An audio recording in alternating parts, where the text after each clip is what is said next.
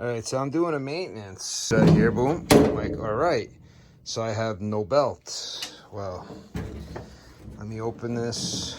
All right, I'm just gonna open it up real fast. I'll hold it against the unit of my leg.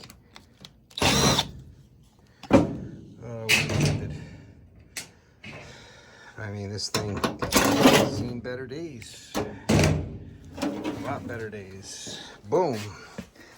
Look at that. It tore right off the shaft.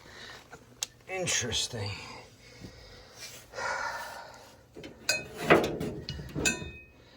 That just, it ripped itself right off. I guess I don't have to grease it or anything today. I guess I'm not really doing much with these belts. It ran for a little while before it happened.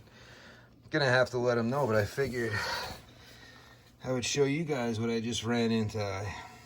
Quite interesting. I mean, that just, if you look, it just tore. It's not even a clean cut or anything. That's like just tearing itself and busting apart. Probably took a while for it to do that though.